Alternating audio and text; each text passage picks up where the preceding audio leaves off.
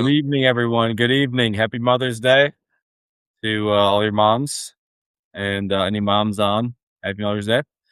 Uh, no guests tonight just because we had some scheduling stuff just due to Mother's Day. So we thought we'd just do a little stream going over some TA of some plays, and also some other plays that I'm watching. And yeah, just have a little fun short stream here to get ready for the market tomorrow. I already have futures, so technically tonight. But yeah, I thought we just kind of just open it up by just taking a look at some of the 3 month charts of things we're watching. Something I saw earlier today was showing the difference between different sectors right now.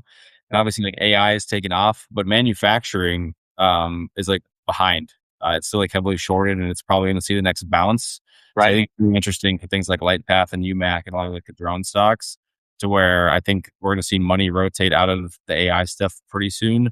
Maybe not fully, but we're going to see a lot more heavy buying like into the manufacturing sectors, which should be really interesting for a lot of the plays that we're concerned with. Right. So let's get this chart up. Okay. Yeah, it's a busy week on earnings. Archer and Rich Tech tomorrow. I don't know. I've got 5 p.m. here for Archer. I don't have a time written down here for Rich Tech. I Oh yeah. might have neglected that. So let's get this one. So we can just start with ONDS on this here. Yeah. Um, so yeah, so we're at the 3 month chart here. Uh-huh. Obviously, we're in this downtrend since we rode the way back up to that 11.50 to like $12 mark. It seems to be like a high point of contention and resistance. Yeah. Uh, I do think though that it is a nice setup right now. I think we did kind of get a little bit of consolidation. We were, definitely oversold. I do like it going into earnings here, and around like this 850 mark to like high sevens. I mean, on the higher time frames, has Mhm. been a pretty good level of support for like a bounce. Ever since we kind of broke out of the old channel, had some consolidation, went like into this new breakup here.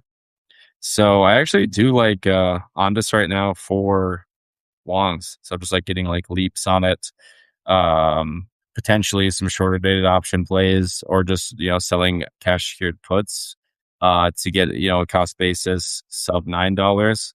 I think when that cash rotates back into like manufacturing, this is going to be one that we're going to see a lot of, but, absolutely, oversold right now. Not necessarily on a 3 month chart, but just ever since we kind of broke into the new deals, I think that it's just kind of been beaten down, and I think we're going to get a rise in this one. So I do like it for like bullish plays with CSPs or some leaps or even shorter term calls, like Right. risk and some You stuff. know, you could like make that a 6 month chart and draw that 850 uh range. Yeah, Right on back to sort of a flip from resistance to support over that that longer time frame. So yeah, it's kind of key right here. I look for it to sort of just continue trading in this channel. I don't know. It might run a little bit. It's Honest has behaved differently than the others. Like Amprius and Lightpath, both of them had kind of run ups into their earnings. Um, and in fact, I was playing for that last week with some options on Ondas that long options that didn't go my way at all. It just sort of just leaked down, just down and down each day a little bit, 4%. But yeah, anyway, uh, but yeah, it's at that support line in that channel between that $8 range up to high tens or 11. So hopefully the next catalyst sort of flips to that $12, $13 mark as a from resistance to a support over through the summer here. And we'll be looking forward to the second, third quarter, that kind of thing. But yeah, I like it. I noticed royalty trades took a look at it. He said it's looking good to him. Um, Yeah, I mean, when you look at like the yearly chart, I mean, you have to understand. I mean, it had a bull run of bull runs, right? I mean, it looked oh yeah, like some sand disk where it ran up like 2,600% in a year. Obviously, nothing moves like that for long, so there needed to be, a point of consolidation before probably the next leg up, which is kind of what we've been seeing here the last few months. It's been quiet, but I think that, yeah, we're getting to a point here where we're probably gonna, get those retest the all time highs. I just think yeah, there's too much good news in a short time frame where the market was getting just exhausted and just wasn't really impressed by anything that they were doing. So I do think like some sort of big contract is needed, whether that be something in like Germany or maybe here with the FAA. It's going to need to be some big multi-year deal that's like more than just a couple hundred, million like they're doing on the Israel border. It's got to be something big, maybe with a golden dome in it. Get right. Cud you around 783. I mean, yeah, love it at 783 for sure. If I'm going to swing some longs, absolutely. I mean, that's really really good support, like Benny had said on the 6 month chart. So yeah, I think anything under 10, I like a lot. But if you can squeeze out a little bit of extra value, yeah, it's Hmm. definitely here. Hmm. I'm not selling my shares right now. That's for sure. I want to No, see my dollars. All right. I think we move on to UMAC. And also, if y'all are watching and you can hit that little heart next to the chat, that helps us a lot for engagement. So we appreciate you guys just liking the yeah, stream right on, these right weekly. on. Yeah, We no, got, yeah, yeah. I'm We'll not call it. selling. I'm not selling on this either. I am. I'm waiting for a bit of a push and sell some covered calls, short dated, just to try and generate a little extra money to put on some other plays and trade with. You know, um, but yeah, look, really, I'm looking forward to the call Thursday morning. Um, it'll be interesting to see if we get any news this week before earnings. It has been quiet. Mhm. And about 2 weeks ago or so is really when Ondas kind of diverged. If you're getting ready to pull up UMAC as the Yep. next one, um, no, I wouldn't say converge from UMAC, but Amprius or Lightpath. All three of those charts with Ondas, are looking real similar. Um, Yep.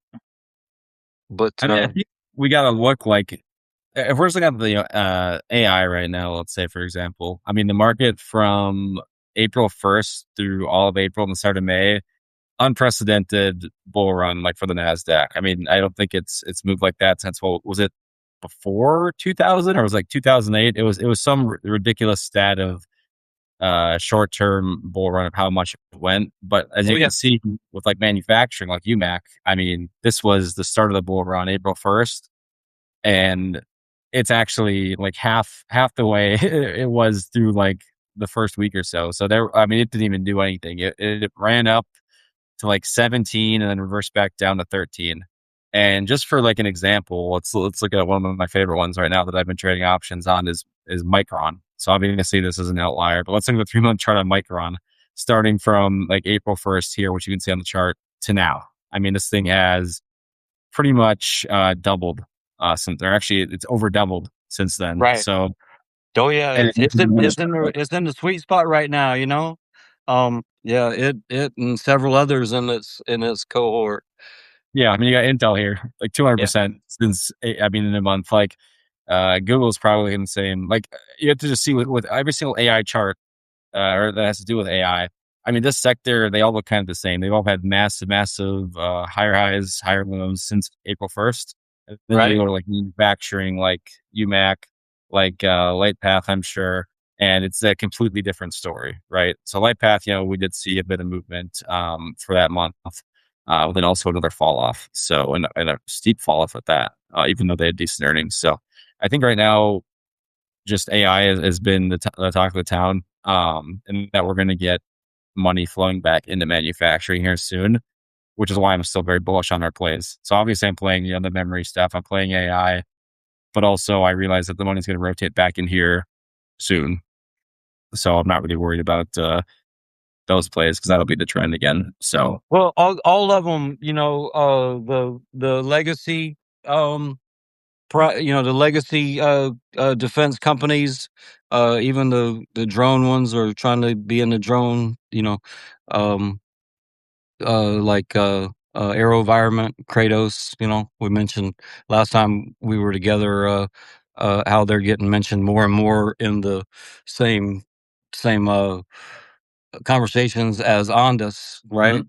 But anybody, people who are informed like us in this area, if you're talking about Ondas, you're also talking about UMAC, and these other satellite companies. And UMAC's got all kinds of customers in this space.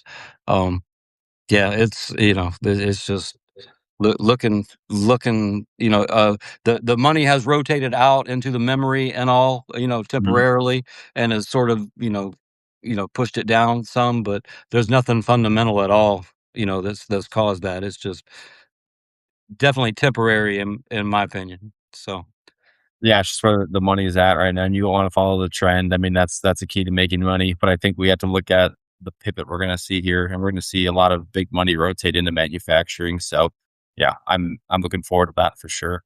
Soon for some other plays. yeah, Yeah, exact same deal. I mean, these are going to be the tail of the same stories for some of these, right? Where we're seeing like a little bit of pump from this insane bull run, but nothing crazy into a sell off, just like right at May. So yeah, Archer's actually been looking pretty good in terms of potential, consolidation into a move back to like previous levels around 9. I like what I'm seeing on the chart here. It really depends on what's going to happen at this point, right? So we are seeing a potential double top here. We do want to see a consolidation push up here. If we do, we could, flip this to support when previously this was resistance. So back when I marked this out months and months ago, this was like deep support. Obviously, recently it's acted more as resistance. And yeah, this is the $9 level I was talking about here. So obviously, right now the chart looks good. We need to break out above this level, and if we do, I think we're just going to see a further run up. Obviously, we're probably going to see some testing going on around 750. And if we break through 750, I'm expecting it to move up to 9.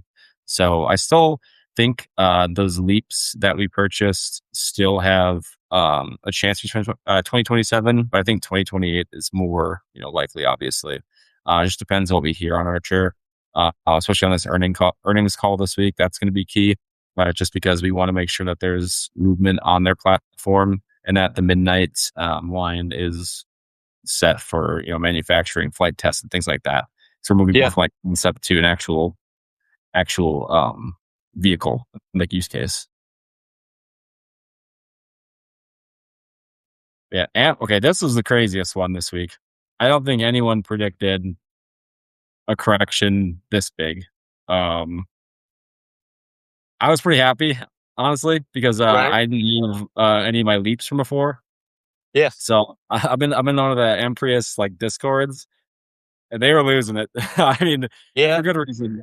I yeah, mean, obviously, this one like year to date is the biggest success for me in my port, with it being up like over 200%. But oh man, like that was a 25 to 27% haircut in one day from like decent earnings. That was absolutely brutal. yeah, yeah. That's like more than twice their largest losing day, or range day with a red candle that I see in the last 6 months here. You know. Especially if you're in the leveraged one. That's why you got to be careful around any kind of Wait, leverage. that man, yeah, that would have definitely, yeah, that would have hurt there. What, close to a 60% drop at one point. You know, Yeah. it's picked up off the bottom there. Off that horrible day. And I see a green candle and then it's a little small floating deal. Um, You gotta barely expect any that though movement to drop Friday. to 27. Like you gotta think it's gonna go the other way. Like I expect it to at least fill like half this gap here at like 18, 50 Yeah, or something before yeah, make like any other move down. I do think like it was definitely the time to buy some leaps or even just some short dated calls at the bottom. I just want some of the short dated calls because the volume's lower, the liquidity wasn't great, so the bid ask spread was very wide. So I avoided those, but I was very happy picking up the leaps, the $20 leaps, just because they were like 50% in a day or something. It was very good value to grab those leaps. Yeah, yeah, yeah. Yeah, I went with the 25s. Yeah, Yeah, I look for it, to come back kinda strong, over the next couple of quarters. There ought to be more announcements, more news, more breakthroughs, more, they've got some momentum going. So that, that I mean, you know more of the details about it, but that little restructure thing they did with the shares, isn't that what the reactions to? I think it's just an overreaction. It's kinda typical, I you know? yeah, I also think it's an overreaction as well. And they were doing things I believe to like help the shareholder in terms of trying to avoid like some dilution and things like Mm, that. So mhm. I think Amprius is a good one to hold where you're not going to see probably as much dilution, which is good for existing shareholders. In this Yeah. case, I like leaps. So Didn't I they was did didn't they, like, retire some warrants early or something? I think it was some behind the counter deal to do something with like the structured warrants, to make it so they didn't have to dilute. I have to look at their press release. Right. Someone explained it on X, but it looked like it was good. Yeah. Honestly, it's Yeah, yeah. probably in the Amprius Discord. I should take a look at that. But yeah, it was good stuff. I think there was some things where there was like a delay on when like their batteries would be needed for like US drone production, and that was like scaring investors out. But I think it's really just an overcorrection on like a 1 day. Obviously this needed a correction just because I mean it was a 200% year to date stock. Um Yeah. that's not healthy for any stock to move that fast. So a correction was needed. This just in my opinion was a little bit too extreme, which is why I hopped on those leaps immediately, just because it looks like a good opportunity at this level. Yeah, Um, I mean, it basically I mean, it's not quite as far, but, basically back um, to the, March lows, end of March, and, the beginning of March, and I had a little, kind of a rainbow shape for the month, basically. yeah. Kind of bounced off of that, and it hadn't come quite that far down yet, but this is dramatic. This snapback here, it's got to have some some pressure Oh yeah. I mean, I think pulling it RS back up to something more reasonable there.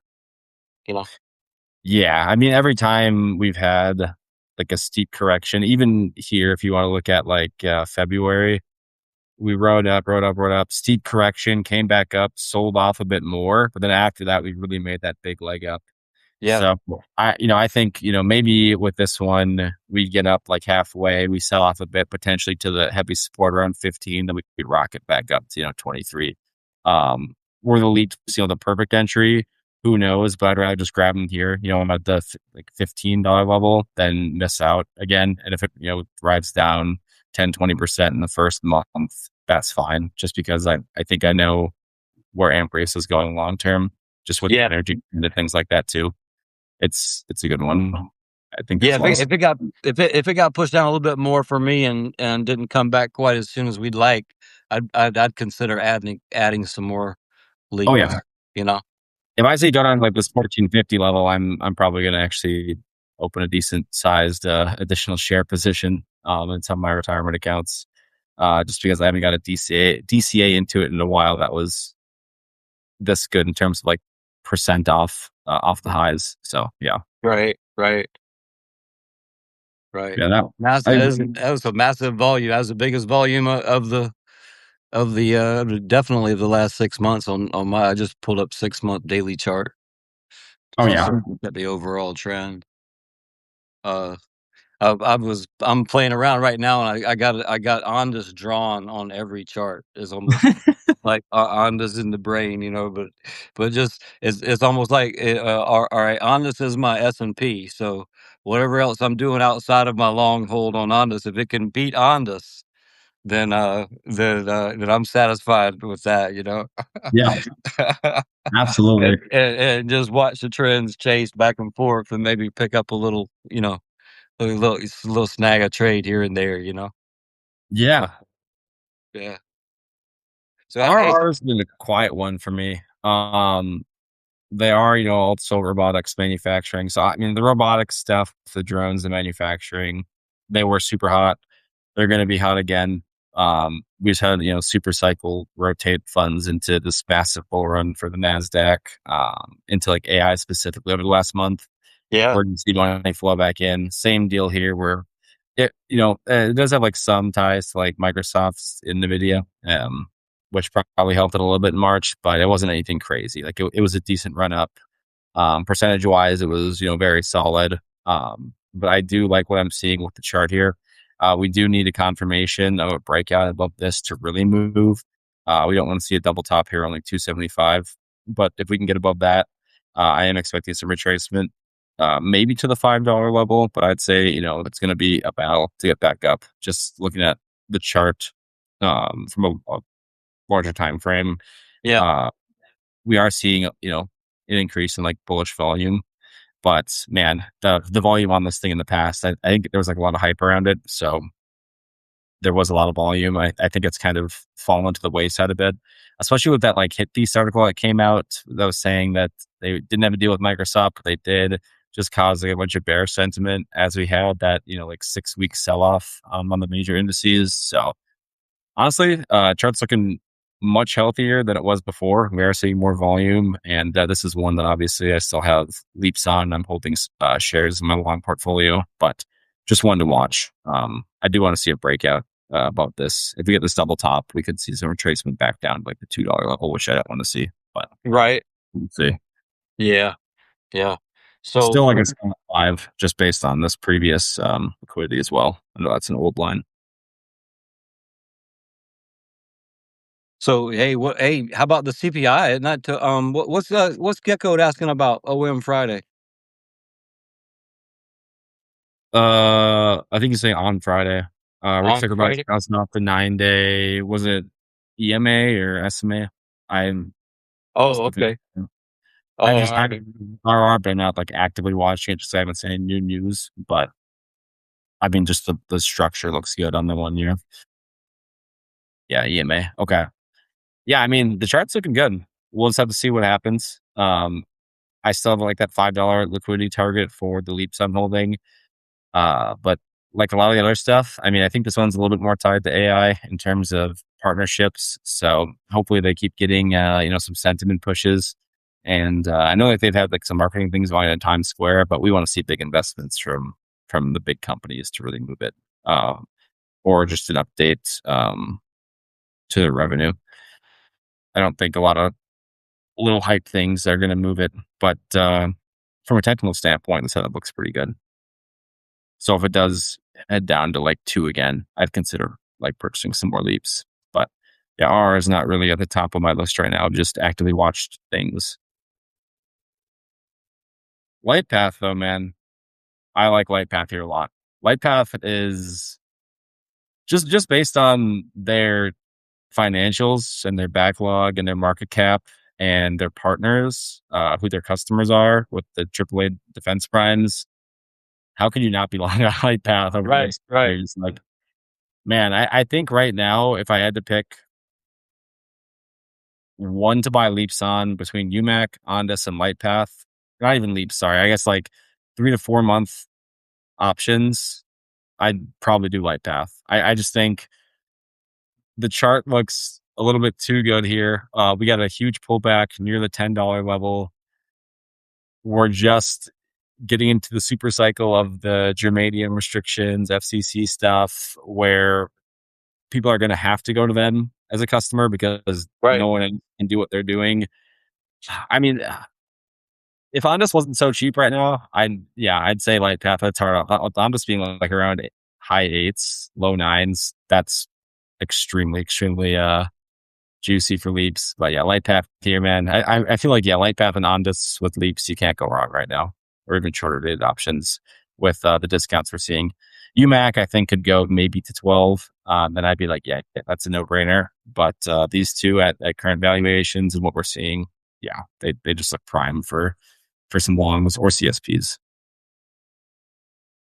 I picked up a few uh contracts for LightPath, and I've got an order in that didn't get filled to sort of match the same number of the Amprius that I got uh, Nice. from last week. So yeah, but both of them on that punishing hit on earnings, just because of all of the different factors. There's just kind of no reason for it. It's a good move to start getting ready to take a position in it, or Mhm. play the leaps, um, just for a pure trade. Uh, hey, but hey, here's the one that we're covering their earnings Tuesday morning at 8:30. This is one I'm really excited about, man. Yep. Uh, Copen had a really good Friday to cap off a really good week, to cap off a really good maybe 3 weeks of trading, Oh maybe wow. maybe Okay. 4 weeks of trading. Yeah, they were, they've pretty much doubled here in the last 3 weeks, 3 or 4 weeks. I hope we can go to their little news deal. Yeah, Whatever that at that convention, because yeah, this is reminding me of 2025 Ondas right here in terms of movement. Wow. I mean, this chart is stellar. It was like Light Path a few months ago where you're just getting very, very consistent higher highs and higher lows. I mean, I don't really see any breaks of structure over the last 3 months, or I guess a month and a half, with this thing. I mean, it was in this healthy consolidation phase and then really started making some insane legs up. yeah. Hey, that March 30th, that 330 low, for everything else, really, it bounced off of that, and it hasn't looked back. That was a rock solid April right there, man. Uh, Yeah. This looks more like the like MU chart. It reminds me, right. it looks like AI memory, like in terms of how much this thing's moving. That's yeah. Well, and I think that that's got a little something to do with it. But yeah, that whole solid. I'm looking at a 180-day chart, 1 day candles, and from the 30th, even though they had a few down days, or at least down from what they opened at, um, on a couple of steps there on that all those legs up, it's just all green volume coming in, on that MACD histogram type. Yeah. Uh, it's exciting because it's had that kind of a run. So it kind of it presents the age old, dilemma there. It's right now, from this standpoint, it's a classic: buy the rumor, sell the news. Um, but man, if the news is that great, right? Or if the news is what this buildup is at, then it could take a really a leg up to a 3-year high or so is really within reach. Is only up around $8. You know, so Yeah, I was gonna say I was checking the unusual flow and I didn't see any like large orders come in. So this thing is really moving under the radar right now. And yeah. if there's no whales hopping in yet, maybe it does have some more gas in the tank. I'd be curious to see what I guess short interest in things look like. But man, I mean, yeah, we'll have to see on the earnings because it could be a sell the news deal, but that could be our entry as well. So I think I'll wait for earnings, see what happens in 2 days. Maybe I'll purchase a runner beforehand, but then we'll wait to see if we do get a pullback at earnings and then get my entry there. So yeah, this has been flying under my radar too. I know, I think Mr. Shorty talked about it on after hour, and of course you've been talking about this one for a while. So that's awesome, man. This is this is great to see. I gotta still do an article on Copen. It's Yeah, so much yeah, stuff going yeah, on. Difficult. yeah. I gotta They're keep they're going. they're a well situated company. Um, they've been around a while too, and they've got a great product that's, and it's not just defense. They're using it in, really high tech surgery stuff, and they could end up being a really really valuable company. Got a reasonable share float. Um, um, they're looking good in a lot of ways here. A lot of new volumes coming in. It's Yeah. buying volume. Um, and Here you then see electronic technology, you see semiconductors, and you can't go wrong when you got that little word in your thing. I mean, well, that's semiconductor ETF's up like 200% or something, right? It's something yeah, ridiculous, but yeah. And that's part of what's driving us with Copen is that announcement they made with a partnership with Fabric AI to use the LED technology to cut down on the power consumption, which cuts down on the heat, and all of that, and these and the GPUs and the fancy chips and the data centers. So um yeah, if that's really yeah. So anyway, that's what I'm faced with because I actually started a position in the leaps back in February. Pretty much bought through the month of February from first week or so, I believe it was February, um into maybe the 18th, from the 5th to like the 18th or so. Um and um so yeah, they're doing really well right now. So yeah, I got a decision to make tomorrow, Um Yeah. See if it, you know. yeah, I mean, could be a thing where, yeah, I mean, you either sell some. I mean, it's never a bad idea to sell and hedge if it's made that much of a move. You could always, I guess, sell them, swap them to shares, and you could cover them too. Or you could, yeah, I mean, there's so many different things you could do. Uh, Well, I tell you, I actually bought some shares, right, with Mhm. some cash, with the sole purpose to definitely sell some calls, you know? Because then at least if it pulls back and I haven't sold any of these leaps for any profit, uh, I can have that for solace, that Yeah, I I want played to check. played some Sure. covered calls right. So, um, but yeah, you ought to look at the chart there for like maybe like a 2 week chart, and every day there's a little bit of they try to shake out shareholders. They run it down, and it usually ends up pushing up toward the end of the day, and finishing at a high, just kind of stair stepping up in a really really strong pattern looking. I gotta say the covered call premium on this is excellent. Yeah, Assuming you can get a fill. I see the bid ask spread's pretty wide, but I'm just looking at it like June 12th calls right now. And it's what, 548. You can cover these at the money. So $5.50 call is selling for $1.15 a contract. I mean, that's absolutely ridiculous. That's 20% of the share value, a little more than that, for a 1 month option. I mean, that's an absolutely ridiculous premium. Is yeah, someone paying that? Who knows? I noticed the last trade's like 65 cents, and so the bid ask spread's like, 40 to 115. So obviously very wide, but oh man, I mean, you could farm some ridiculous premium, and maybe it shoots up and then you're like, dang, but I wouldn't even care. I mean, if I'm giving it away at 550, I'm getting paid an extra dollar or two on top of that. I mean, that's an absolutely ridiculous return. And if it goes yeah, down, I got 40% of my entire shares in premium on the first day. Like, cool. Like that sounds good to me. That's right. crazy. Right. Yeah. Yeah. So yeah, that's my plan is to sell a few covered calls on Monday, at the high of the day if I can. And Yeah. just and then I'm gonna have to crunch some numbers though. It'd probably be dumb not to sell some of my leaps and pocket some of that profit just to see, because the pattern Never is, bad. and they're going to be looking for, after that kind of run for 30 days, they're going to be looking for any reason they can to pull it back, and so why not?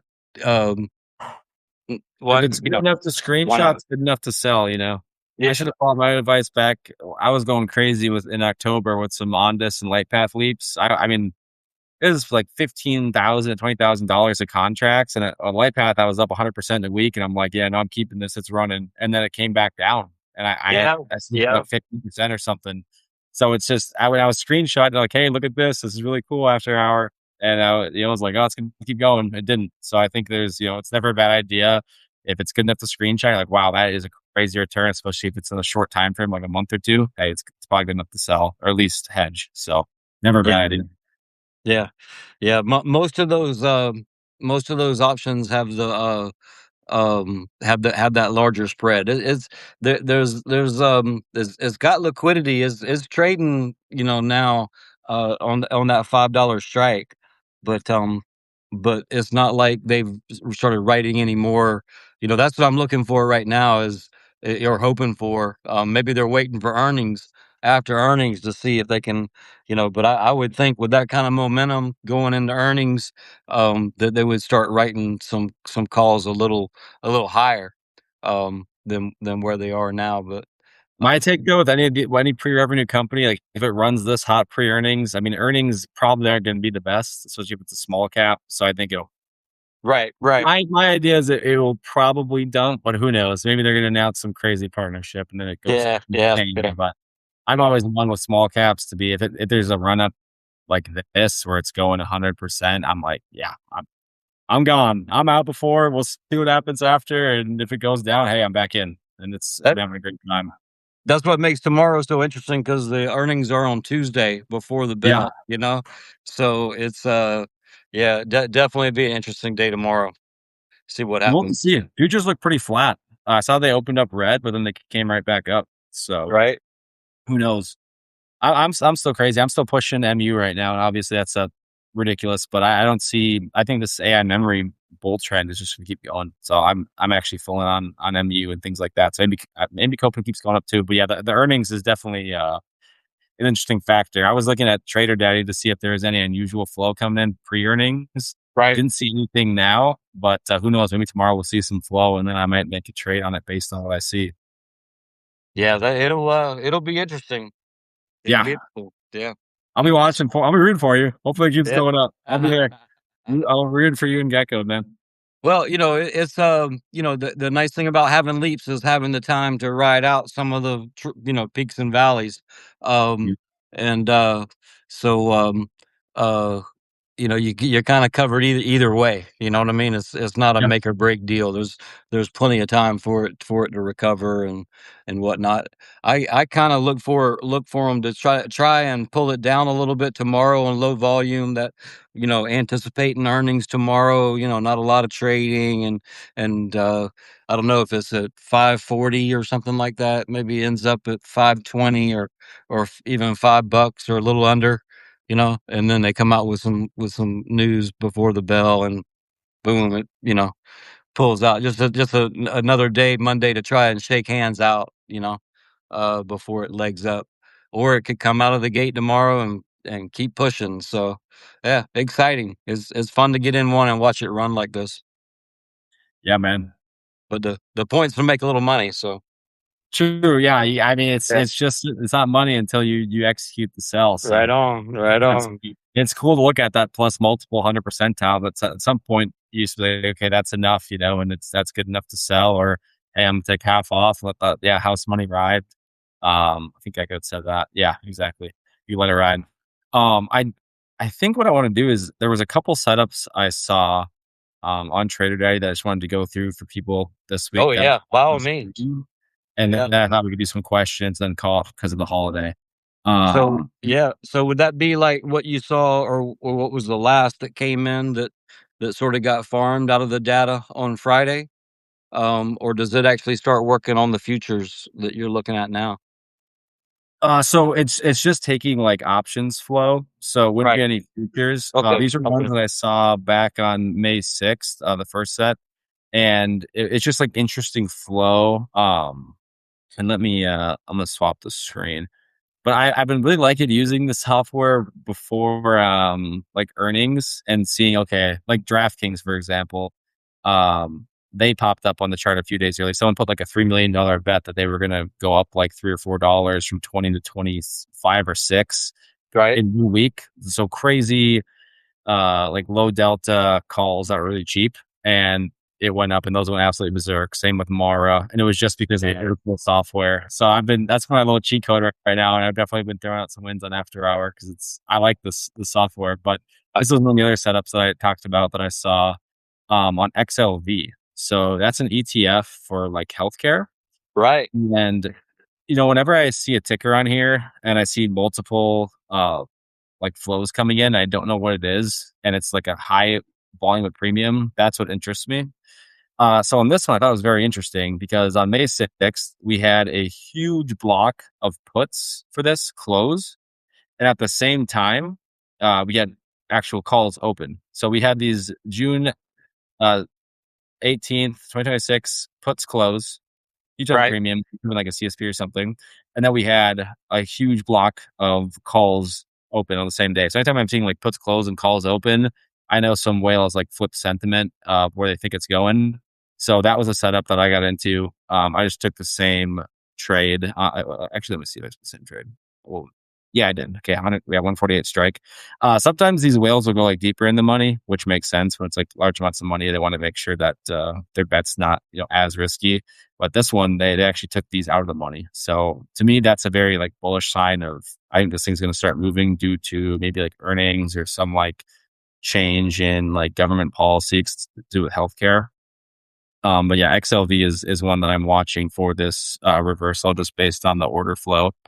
I just wanted to pull up their chart quick. I wish I could stream two screens at once. I guess I could Right. scroll in there, but XLV. XL, yeah, XLV. So let me. I'm gonna get a webcam here soon so I can stream from my actual like trading setup and not my laptop. Because right now I got like all these tiny screens. And I'm like, man, I need multiple monitors up. So we're gonna be swapping that with some better lighting and stuff soon because we're streaming so much. Uh, I'm not okay. It's being difficult on my end. I'm not going to pull up the chart, but essentially we have been in a bit of a downtrend with this one all the way through April. It was one of those, right, that, April was an extremely bullish month, but for Right. some like manufacturing, like defensive stocks, things like healthcare, it wasn't really. There's some outliers in there, but just this general ETF was at like 150 on April 9th and Yeah. bottomed out at like 142. So now we're kind of sitting near the bottom of that range. And I think we're about to see a reversal on this one, like in the next 2 weeks, due to, I think, some money that's going to rotate out of AI and then into more defensive stuffs. And I think this one's going to rip. So I'm quite excited about this option play for XLV. And Uh, that's the like the idea that someone's buying back puts that they sold and then buying calls. yeah, it's just a swing of like, okay, there was like a huge amount of puts that were closed. Right. So obviously someone was bearish on it and that was going to go down. There's a huge block of puts that was open that got closed, and at the same exact time, right after they close the puts, they reverse it and go in on calls. And I'm like, Yeah. okay, Yeah. that tells me in some respects I think the bottom is in, and someone's making a big bet on this moving for some reason. So maybe they're with like one of the really large healthcare companies. And they have like insider information or something of okay, they're going to absolutely smash earnings, or there's some big news thing coming up.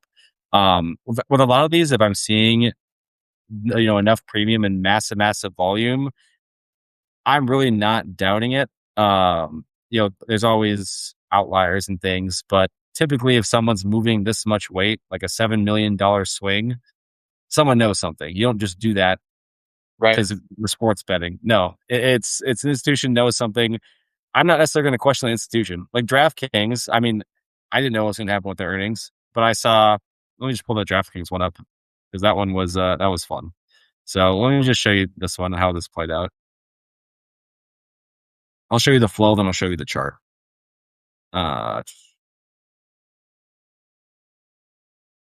this will be a good example of kind of what I was looking at.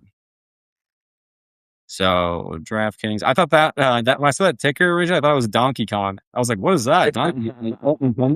I'm like, oh, it's DraftKings. I was like, Yeah. okay, betting stuff.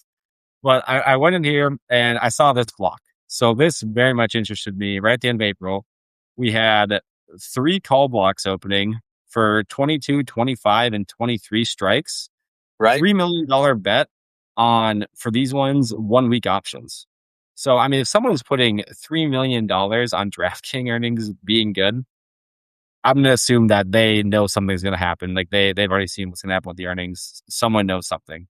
And the rest of the strikes, in this block, there were like 100 contracts, 50, maybe one in 1,000, and there was just 10,000 of these each stacked on each of those. So I was like, something's happening with that. So those were keyed on, I believe, April 30th. So now we go over to DraftKings, pull it up. Oh, can you hear me? I'm lagging, I think. Yeah. Yeah. No, I can hear you. I can. Yeah. Oh, one sec. Yeah. I was just pulling up the chart and studying the DraftKings. Um, yeah, they're in an overall downtrend, but kind of bouncing off what I guess they hope's a bottom. Seemed like I saw something not long ago, but what's hurting the DraftKings of the world is, the publicly traded sports betting stuff is all of the prediction markets. Oh yeah, no, They- 100%. And like draft, like I'm not long on these stocks. These are pure like Yeah, swing based I on got you. no flow. But I like got right here is when they purchased these calls. So it was May 1st. It was at like 23.50, sub 23.50, right around here. Wow. They purchased Yeah, during the calls, and then yeah, you have it a week later, May 8th, yeah, when it was fire. It went all the way up to $27. yeah. Now that fast of a swing, when it's like a 15 to 20% move in a week, I mean, those calls went absolutely ballistic. They were Yeah, literally yeah. 100%. Just seeing that, it's like, this is why I'm always betting on smart money. Because I mean, retail, we have everything stacked against us, but smart money is smart money. They have tools, they have resources, they know things that we don't know. Right. But why would I like, obviously long term investing? I have my companies I like, and for reasons I like them. But when I'm doing like short term option plays, I'm just following the smart money, man. Because Yeah, I know yeah. DraftKings would do this, but someone did, and I mean, this is an absolutely ridiculous move. Like in a It week, Man, I mean, and it's so well timed too. I mean, they weren't putting that they in. knew Like this is an investment. No, this there was definitely a trade for them too, man. It's just someone knew. too well Someone knew they timed. put money on it. You know, Right, it's just like when you see the oil futures before Trump speaks, and there's someone, there's $500 million short on oil. Someone always right. knows something. So if you can just identify that and pick these up beforehand, oh man, it's awesome. Same here with Mara. These were bought like May 1st, sometime in there, right at like this dip. Um, look at the Mara chart. Like it was trading right around like $11. They had Right. like 1 2 week options, and then just earnings slam, just absolute slam dunk from mid tens all the way up to like above 13, like 13.50. Like those calls absolutely went crazy. I called both those out in after hour. Same thing with like TXN. We saw that. Like it's Yeah, cool. I like that one. I like this stuff a lot, man. It's very cool. Um, Gecko's asking about Dell. Um, Boy, I tell you, I bought some Dell a while back, and they just weren't moving at the time. It seemed like for a year and a half they just hung around that $190 mark. I mean, didn't Dell 100 go to this week? 90 to 110, but they've made a move here lately. Yeah, I was gonna say, I'm pretty sure Dell went crazy in the last week. I Yeah, think I saw someone post some crazy gains on it's some it's it's been doing good for a couple of months now, if I remember right. But no, that I mean, yeah, just to not to get off of that play, but yeah, yeah, Oh definitely. no, you're good. Yeah, so yeah, for the whole month of March and April, it looks like a coping chart, except it's 2 months instead of 1 month. Yeah, Dell looks like there was some recent profit taking on some calls being closed, but looks like it went on a run. Usually with these, I'm more looking at like 5 million plus premium, or at least 1 million in premium for just outliers. It's like there wasn't any like huge bets on this one, or if something's like higher quality in terms of some stuff with the algorithm. But yeah, I mean Dell, I believe went crazy. I didn't take any plays on it just because I didn't see anything crazy on the chart. And obviously, there's a lot of tickers that go through, so I'm usually like seeing something crazy that crosses my desk and then going in on that, like TXN. That stuff was absolutely ridiculous. Yeah, Uh, the other play though this week that I was looking at was this one, was CoreWeave. So CoreWeave absolutely sold off. I believe for earnings, it went from like 140 down to like 113, I think. And yeah, no someone, doubt. yeah, someone on Friday at pretty much market close opened up $16 million, 20K volume of 120 strike calls expiring on June 5th. So, like, massive bet, $16 million on less than a 1 month option. Right. Uh, which I'm like, if I see that, I'm gonna get a call. Like, I'm gonna get a call. Yeah. Because in my opinion, that's just very high confluence. We're gonna see at least some sort of reversal. I'll just pull up the core chart in here too. Yeah, this is reminding me a little bit of AMPX. Not as bad, obviously, but it did. Yes, Corey's 3-month chart is going to look great. You know. Even the 6-month chart's not bad. Um, Yeah, I mean, we're definitely, in an uptrend. This we're retesting this zone. Looks like there's big support at this put gamma wall, or that would be like a very good port, like point of support at 105. Yeah, someone opened these calls up right around here, like in the 111 to 113 range, right at uh, this call gamma line. So I think just with the AI trend going on right now, this one is going to have that room to run. I mean, that was a $16 million bet on it going up near the strike, which really isn't that much for retracement. So this is probably going to be something that I play tomorrow. Just looking at the chart, at the trend, and then where the money's going. Because that's all. At the end of the day, that's what matters. Like where is hey, the positioning? JT, I'm writing them down here, man. Put they going right on the whiteboard. I think I'm in the Trader Day Discord. They put me up as an instructor now, so I've been like, sending out little alerts in there too, and then of course in my Substack. But yeah, there's if I see something crazy across the desk, I try to send it out to everyone on here, and then I usually do like an after hour to like goal, because obviously that there's never the real reason to post an after hour. So I'm like, okay, 150 likes, and I'll give you some plays. So Right, give me the right. perfect ones, but Well, I'm gonna consider it great minds think alike because it was already written, but I got a new acronym here. Well, it's not real, but it's FTM, right? Follow the money. yes, I sir. want to remind myself on a regular basis here. I got and I got a few other things jotted down up here to just try and try and keep in the forefront of my mind as I'm thinking about things, evaluating trades or looking at stuff during a given day, as it's Yeah, happening. man. Right. But yeah, This, yeah, so I mean, this one, the call to put ratio as well. I mean, the setup here looks pretty nice. So yeah, I'm gonna look at some core read calls tomorrow. Uh, right, yeah, that's why I like this app because I have my long term investments. I'm doing my DD, and then but in the meantime, I can play some short term stuff, just trading institutional order flow. So that's how I'm like, I, I don't know. They showed it to me. I was very overstimulated looking at it the first time, but once I actually got a walkthrough from Art or trading with Art, I was yeah, like, damn man, like give me an affiliate link immediately because I'll show everyone this thing. It's a cool app. So yeah, I've been enjoying using it and just creating content with it too. My own content, right. which is how I see this play. Let people know. So it's been fun. Yeah, they're utilizing that some AI with that thing too to help watch a lot of that flow and do alerts on different whales and you know. Yeah, they're innovating a lot on like things that there's things I want to see that need to be added as well. But Mhm. that's the cool thing is that just because it's being like actively like the dev works like active and ongoing, like I see changes on it daily in terms of things that are added. But yeah, I think the sky's the limit with this, and they can do a lot of stuff. So I'll be excited to see what they do with it, art and finance in the future because So there's some pretty smart minds. so what does Lawrence wants to know what it shows on unusual options activity for Ondas. There wasn't too much. I did look at Ondas because I was curious myself. There was a massive amount of calls opened up for June 15th for earnings. But since then, I did notice that a large portion of the open interest was closed out. I'm in the ticker search. Let me go to unusual flow here. But I didn't see anything that was like institutional, like high confluence. Yes, I need to get in. But when we're talking about like, smart money, they're really trading like big things usually. Ondas obviously has huge volume, but I wouldn't say that like institutions, I mean they're definitely shorting it, but they're not doing any like crazy big like options plays. They're more accumulating it in their like big portfolios. So this was one that I saw back on April 20th that was open.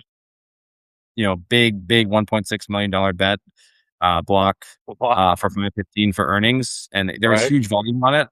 But I went to the open interest, and I can check it. Let me check it my phone right now. I don't think that open interest is there. So that was obviously like some sort of play on earnings. I think they did get in when it was like actually let's see, April 20th. Let's pull up on this here.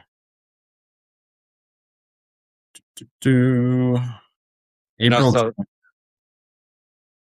Are you looking Ooh. at open interest for on this right now? I'm just looking at the chart and then the open interest. April 20th Okay. for those calls. Oh gosh, whoever did that got absolutely destroyed because it was trading at like 10.59. It's been like a falling knife the last like 20 days. Yeah, yeah, Let's see. yeah. I mean, maybe there's something big's happened at earnings. But did you see what the open interest was for those? I'm looking right now. So yeah, there's a lot. There's plenty for this week, although it looks like it's been reduced. Um, Man, last week, it was a lot around that $9 mark. Um, So there's 20,000 OI for these 14 calls. So these ones back on April 20th. So at least half that person's or that institution's position was taken off.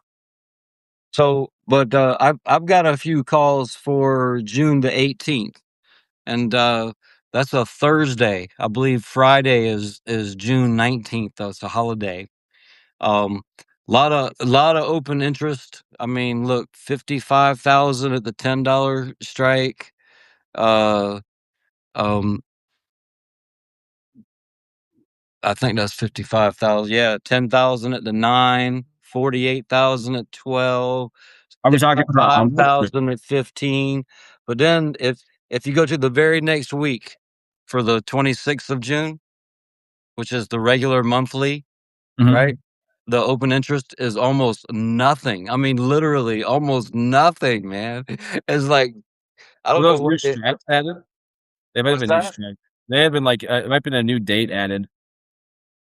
Well, Maybe. I think that the 26th is the regular monthly option, and and I think it was June 18th is the regular one. Yeah, it's the 18th. 26 was added recently. really okay. Yeah, if you go to the So I 18th, was you'll see there's like 50K in open interest for like the 12 calls and stuff. I, 65K for the 15. Like there's massive open interest on the June 18th options for Hondas. okay. Yeah, I didn't think that the 18th being on a Thursday would be the regular, but yeah, now that I'm looking at all the weeks stacked up, the 18th is the white color.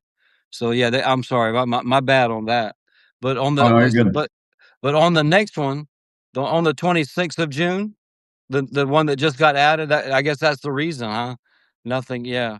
Yeah, I But mean, it's interesting that they're adding like weeklies, but I mean, with like this software, I'm really only trading like stuff with massive volume that like institutions are trading because that's, I mean, with this, it's not because I have like some high conviction like right, core. right. Let's keep It's because someone put a $16 million bet on a 1 month option, so it's like I'm following that money. I'm following who put 60 million in.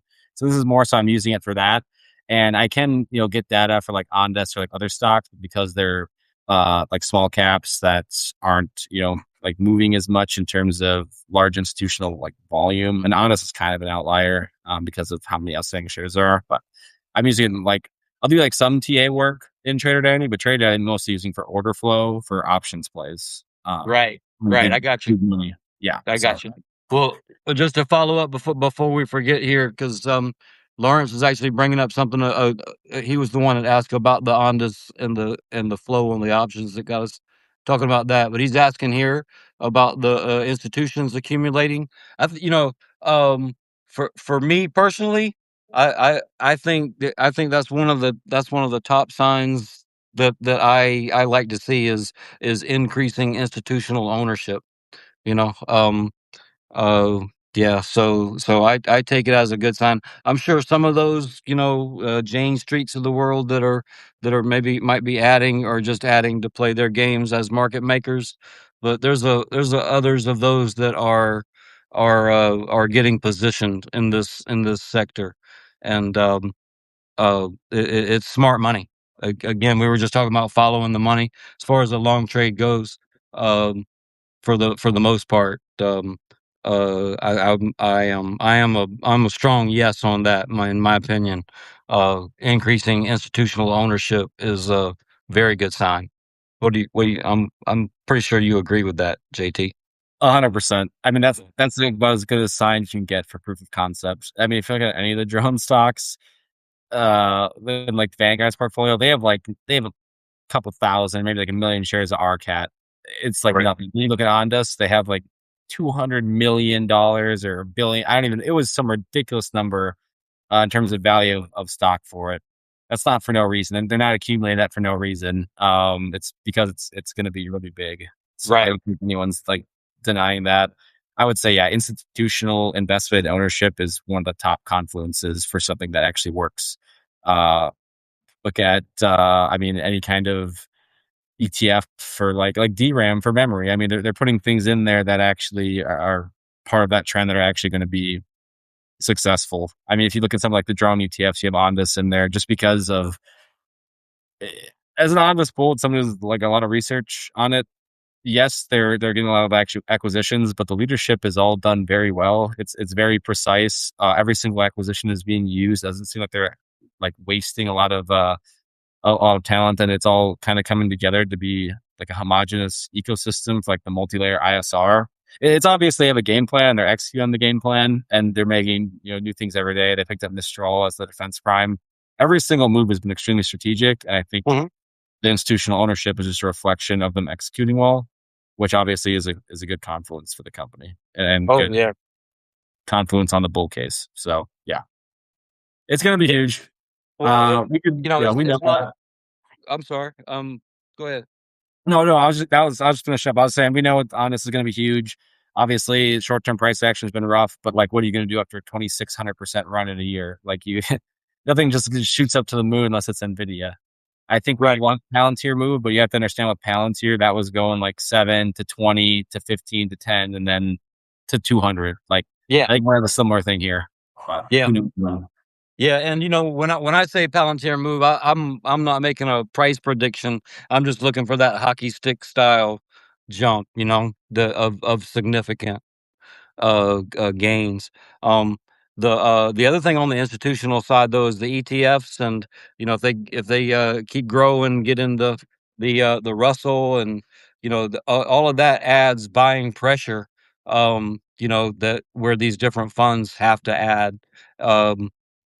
Ondas for their indexes, and for the drone ETFs and that kind of thing too. So, yeah, they're you know, uh, definitely it's a good thing, positive. Yeah.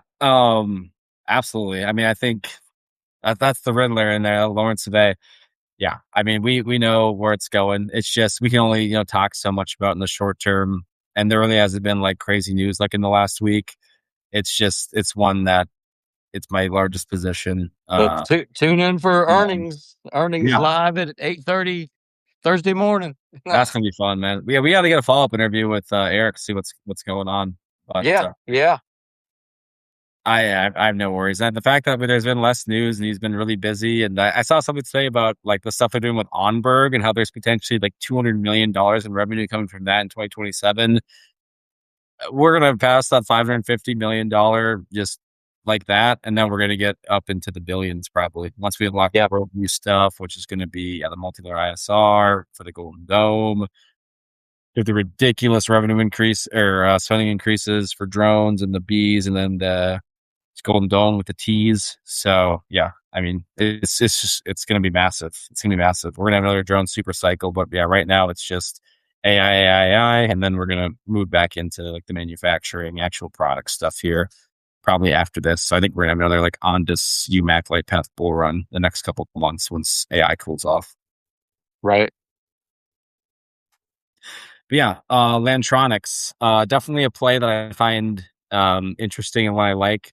I did just write up the little post about earnings, and then I also did a recent article on them. I think they were up like 20% since writing that, and then they came back down a bit.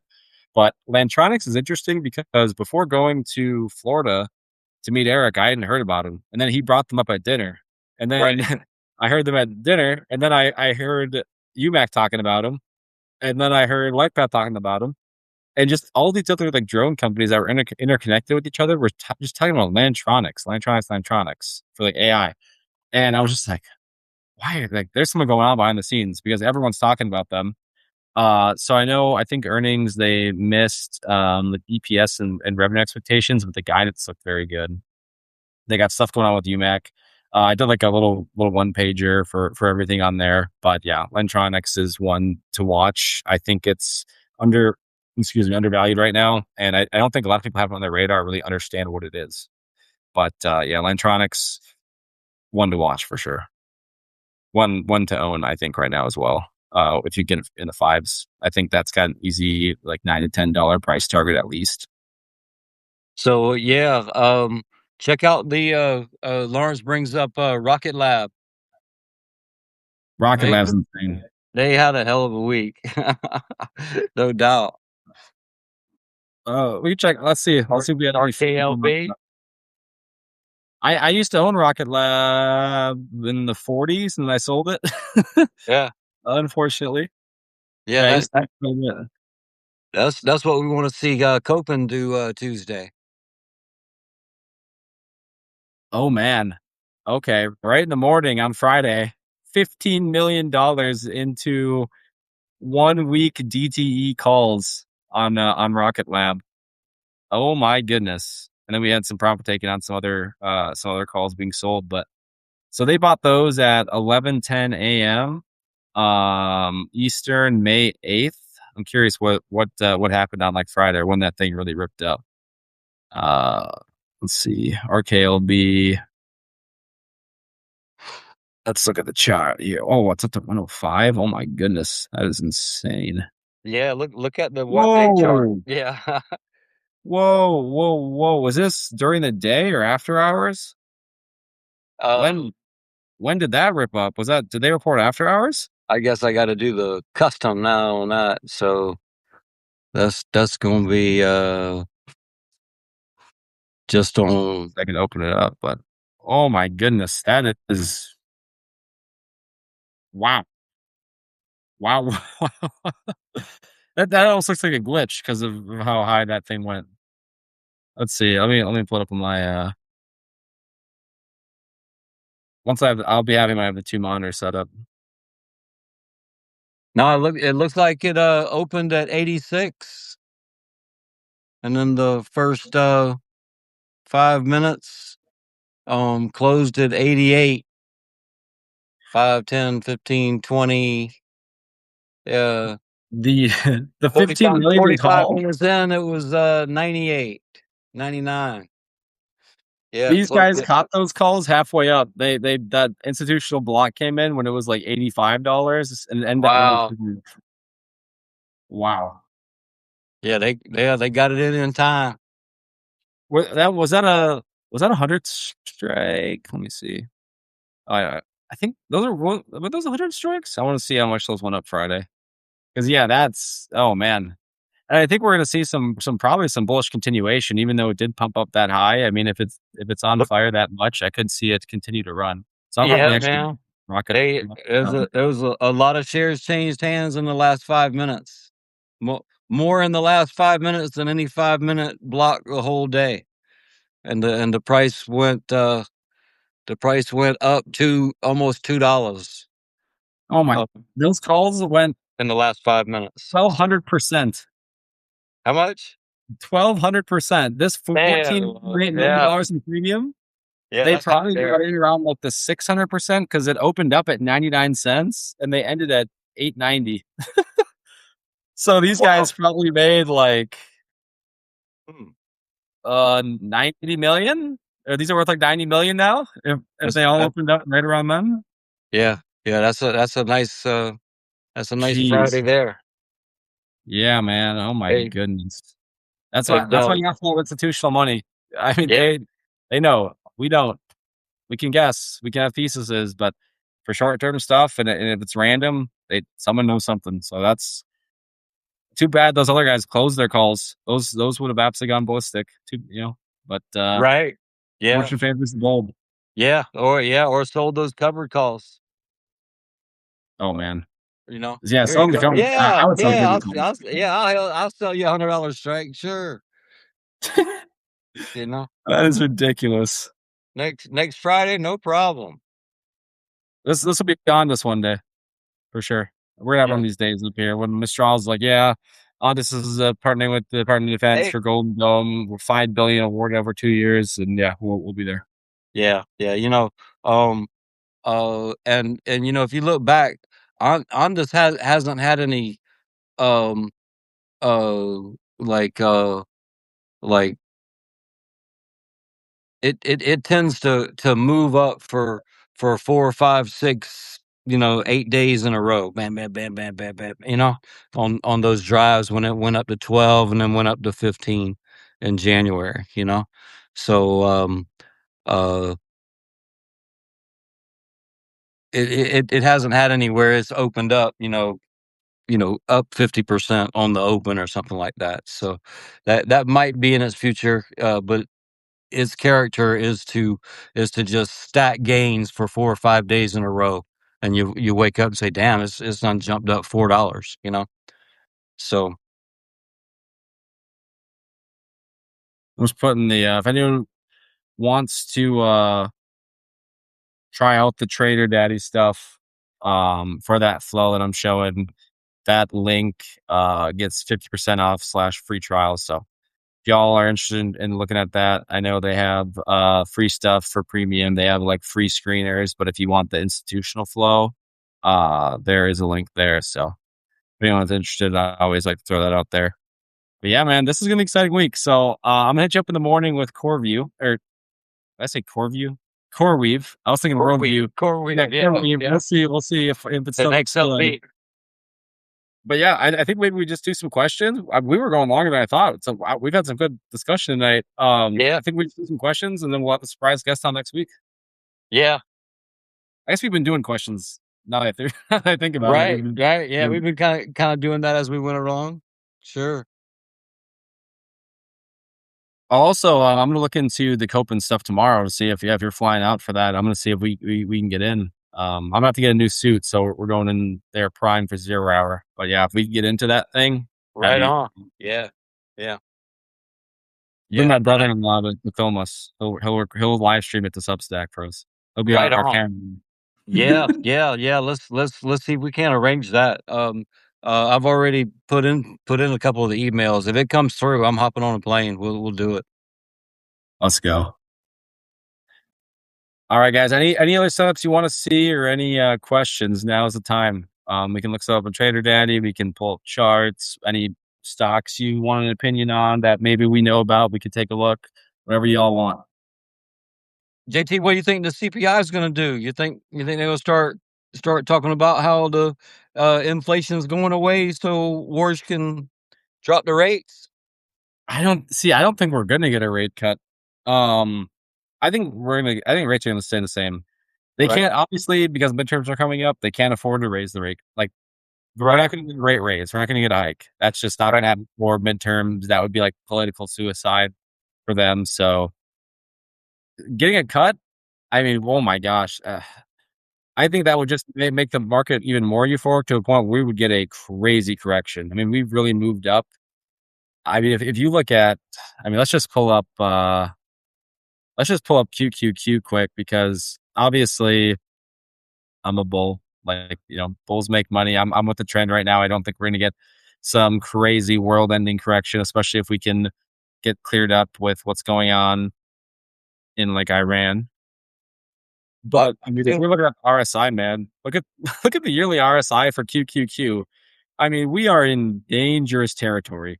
We are so overbought that it is unreal. And I mean, the last time we've had RSI this overbought, like, it doesn't necessarily mean that we're gonna sell off, super hard, but I think we are gonna see, some corrections. I would think down to like maybe 675 or something. I don't think we're gonna get like, some sort of crash, but we haven't been overbought, man, in a long, long time. So this is the 5 year chart. Like, this was post tariff, so the massive post tariff pump. right. And thus, I guess I wouldn't say post Iran, but post this mini sell off. This is just so extreme that, I mean, I think VIX, some VIX calls are definitely in order around here, just to hedge your downside, or at least go into like defensive things, like I mentioned, like XLV. Like I think we're seeing a lot of money that's now going to exit some of these really overbought AI plays and then move into the defensive like manufacturing things that we own. Just because like, man, there's just the money's moving right now, but it's only moving in one area. So I think it's going to spread out. And I think we're really going to get paid on some of those manufacturing and defensive plays here. So I think like VIX calls comboed, uh, like VIX by like 1 to 2 month out calls comboed with like our defensive plays like Lightpath, UMAC, and things like that are really going to pay well. Well, just to be clear though, I wasn't suggesting that they what I was suggesting was that the CPI coming out and the obviously the administration is going to, every administration wants to drop rates, wants lower rates, and this one definitely needs all the help it can get going into these midterms, at least Hmm. if you believe the conventional wisdom right now. Um, uh, but to sort of start laying the groundwork to give Warsh and them and the board, the committee there, enough votes to lower the rates. They sort of need the cover of, oh, inflation's going away, right? What's complicating that is this oil shock, the supply shock, right, from out of the Gulf. And I tell you, there's it's hard getting around the notion that this is the largest supply shock in the history of supply shocks, you know, to the Yeah. global commoditized oil market, and that's saying something, because there was a lot of that was what was getting fought over back in World War II. The last time the whole world was at war, and so I'm not saying we're going to the whole world at war, although there's a lot of conflict everywhere. And you know, with the with that reduction of 20 million barrels, I think is the number most people are putting out there. Hmm. Um, that should be traveling on a daily basis in and out, out of that place. Um, the other parts of the world. I was listening to a podcast today talking about the supply of jet fuel in Europe. Europe has one of the best or newest and fanciest uh, refineries for jet fuel, uh, Hmm. but it's only as good as the input, as the crude oil that it gets. And no, actually, the refinery for that jet fuel is in I wanna say Kuwait, right? So they can't get it out of there, and, anyway, there's gonna be some real knock-on effects on that. So, the idea of gas prices, everybody uses gas, everybody, the whole economic chain. So, that's complicating their ability to get, um, the CPI numbers where they need to be in order for the Fed to cut rates and spark some, give the housing market some help, because it's sort of trapped in all those 2% mortgages nobody wants to get rid of, and there's no reason to no compelling reason to leave that and get into something that's 6% these days, or 6% plus. So anyway, it's a complicated picture, but Yeah. man, it is starting to feel a little, after such a snapback from that March 30th low, such a hell of a month of April, right on time with last year's month of April. I don't know. It's making me just a little wary about the economy writ large. I'm not wary or worried about long positions, and Yeah. Ondas and companies like that, but just for the economy overall. And yeah, I mean, I think we'll see something like this, similar like 2023, where we had this huge leg up, and then instead of like a rapid sell off like tariffs, I think we're going to see like some lower lows and lower highs, but nothing crazy. Like, we're definitely going to see some kind of consolidation. I would expect QQQ to go back under 700. We'll just see when. I know you do rate cuts too. Just looking at like honestly, like Polymarket and Kalshi are their prediction odds are quite good in terms of what's going to happen. I don't do any prediction stuff, but they're very good about guessing rate hikes and pricing everything in. I'm seeing 97% chance of no change in June, and then 91% of no change in September, or sorry, July, and then a potential, it looks like 78% chance of no change in September either. So I think rates are going to stay flat for the Right. foreseeable future, with potential for like a 25 basis point cut in the first half of 2027. So I mean, if they cut rates, I mean, oh my god, the inflation risk is just too high in my opinion. Like it's just, it'll send the market into a tailspin. Like I think they need to do everything in their power to keep rates steady. Obviously, as an investor, we don't want to hear that because we like rate cuts. It just means more liquidity in the market. But I think Right.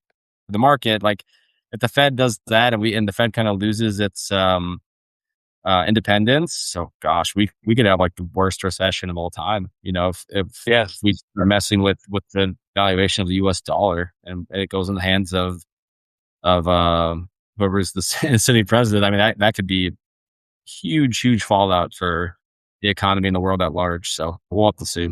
Yeah, yeah. Uh, I can see them making the argument, "Hey, we need to lower the rates because the gas prices are so high," you know? yeah, But, it's just but we just yeah, got to get it. I mean, we'll I see. think we get a last pump with if we get the Iran stuff cleared out, and then we'll get the pump, and then we'll run out of good news. Then it's like people are going to start taking profits, and institutions. I think they're already rotating cash into more like defensive things and other plays just because of how oversaturated like QQQ is right now on AI stuff. But well, I'm just gonna keep following smart money, see where smart money is going. I Right? think our drones and manufacturing are going to have its day. And I'm really excited. I think this is going to be a little bit of a drone summer off this fall off. But yeah, Well, it's in good stars. what I was gonna, the last thing I was just gonna just to sort of wrap that up, that line of conversation up there is that with all of this uncertainty and of course the tariffs and on again, off again, with all of the uncertainty across the whole spectrum and all, the one thing we can count on is volatility. Um, it seems, and that's kind of what the options traders want. Yeah, man. Not much volatility, not much action. That's where the money is. I mean, yeah, with Ampex this week, with like CoreWeave, things like that, that saw big sell-offs. I mean, that's really you can make a lot of money with options and some extra leverage. If you just play the contrarian on like a big move. So big move up, you look for that move down, and big move down, you look for that move up. Yeah, yeah, with the right sizing. Hey, Gecko's got a question for you on your RSI and your trading view charts. Yeah, so I mean, TradingView is more. So I use a couple indicators in here just because I pay for the one TradingView for some live feeds for like my futures trading. I actually trade in like prop firms for futures though, so I don't really use. I use like Asian session range to mark out my key levels. But otherwise, I don't really use like I like RSI just 'cause it gives me like a base case for just eyeballing a chart to see where are we at? Does it look like we might get a reversal? Like obviously it looks really clean here for QQQ on the 5 year where extremely overbought in the tariffs. We see a huge leg up, extremely overbought or oversold from tariffs, and then oversold from the recent like March move down. Looks like it's time to buy. It just lets me eyeball. But honestly, for charts themselves, I have swapped over um to like the Trader Daddy stuff just because I really like seeing the call and put gamma lines because it just gives me a good idea of where like a potential really good entry or really good exit would be because there's a huge amount of resistance at like that call or put wall. Um, so yeah, I mean trading view, there's lots of good indicators. I don't think you need to overcomplicate it with like a bunch of like lines. I think like an EMA is good. I think a 200-day like SMA is good. It's moving average. And then like VWAP. VWAP is very important in my opinion. I love a VWAP line. Especially use that for futures trading. But yeah, I wouldn't overcomplicate your chart too much. It's just going to be a bunch of noise, and you're kind of just trying to figure out what like the overarching trend is to see when like a good entry would be. So it's just, supply and demand, look at your level, like liquidity levels, where's good support, where's good resistance to mark your entries and exits. I'll show you really quick. I know we've already seen it probably, but just in Trader Daddy, I like the chart they have implemented here. just because it gives you the important stuff, in my opinion. You have your like 8 or 9 day EMA, which I like. You have the gamma flip line, kind of giving you the sentiment on are we bearish or are we bullish, and then the put and call gamma. So those are essentially like put and call walls. Right here, we're kind of really in that put wall. There's a lot of resistance here, which makes me think, oh, okay, and this is for Ondas, making me think that this is a very good level to pick up calls, because we have multiple confluences of we're at this resistance level for the put wall, and then we're also this 200-day SMA is coming, and we've really respected this 200-day SMA in the past. So this looks like just a fantastic setup for longs on Ondas. So the EMAs here, yeah, don't really care, but the put and call gammas are extremely strong confluences, in my opinion, for support and resistance. So I really like using those in here. Hopefully I answered, that was a lot. Hopefully that answers the question. Yeah, Now, yeah, that now was that right on um, though. But um, so the VWAP, is that like a reversion type? What is the VWAP? I just like forget.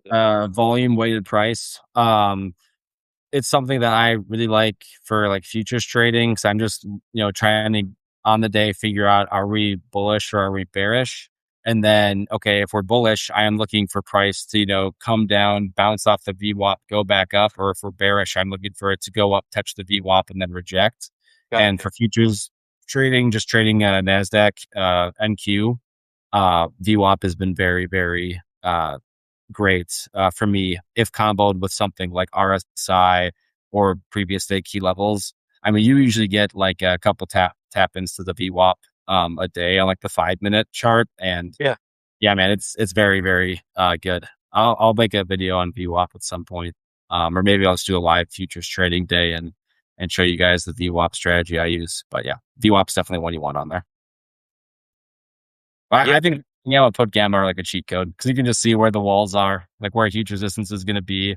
And like right Right. now, I mean, this is the candlestick here. It's looking extremely bullish. We came down, came back up. We call it like a doji.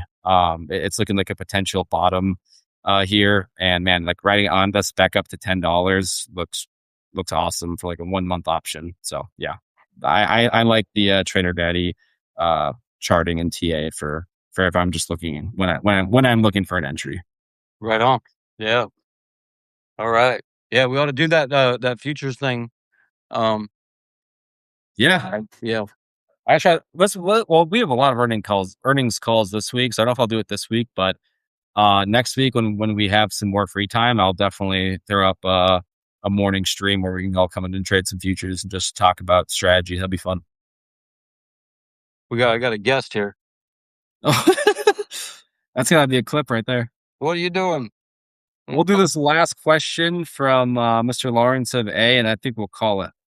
What do you think about Sir Jack full forwarding into HIMS prior to earnings and Tron recommending against doing this?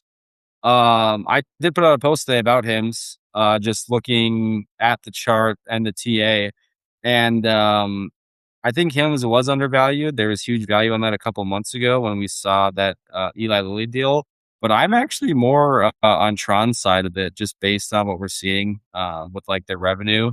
And there's been like cuts to their net margin, which makes me think that, yeah, we definitely could see a potential sell-off at earnings. I mean, it's earnings. You could have good earnings and it goes down. You could have bad earnings and it goes up. So it's very hard to say what it's actually going to do. Well, I mean, let's pull up the HIMS chart really quick here and we can take a look.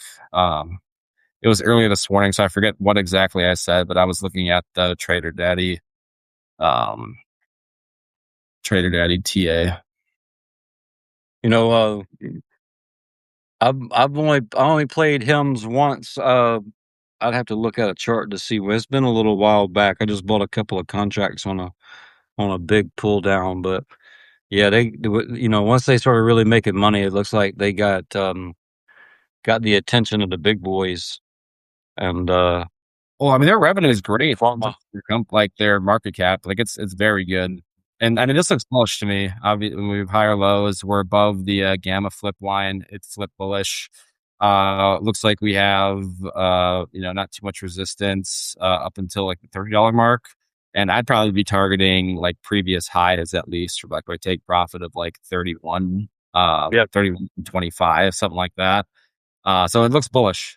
in terms of just the technical analysis, but you always got to look at the full story, right? So if they might have, cuts to their debt margin based on like GLP-1 products, not being as popular or something, you don't know what could happen. So you got to look at all the information surrounding the story, but everything right now is pointing like bullish. So the chart's pointing bullish. You got 3.4 times more calls than puts coming in. So yeah, I mean, the technicals are very bullish on this, but there's more to it than that. So Yeah, we well, at least for a turnaround, I mean, because it's pretty near a 52-week, you know, it's not very far off a 52-week low. Um, looks like it was first of March or so. Last few days of February, first few days of Mhm. March was when it was looks like the low point. Um, you know, and I think back this this big gap down in June of last year. I think that day there, I bought one or two hymns calls and did really well on them. 3 or 4 weeks later, I sold them. But overall, it's in a, I don't know. I just feel compelled to just point that out on the yearly chart. Not to say that it couldn't be, but that's got to be what Sir Jack's banking on is a bottom. That is bottom and it's coming back now that they got arrangements with Novo or whoever else with the GLP-1s.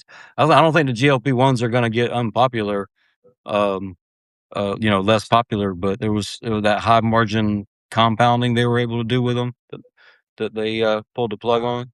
Yeah, Big Pharma did some things, so they couldn't do it. But I mean, GLP-1s are only going to get more popular. I mean, I think Right. that's gonna absolutely dominate the market, especially as they get more and more advanced. I mean, everyone's going to want to be on one.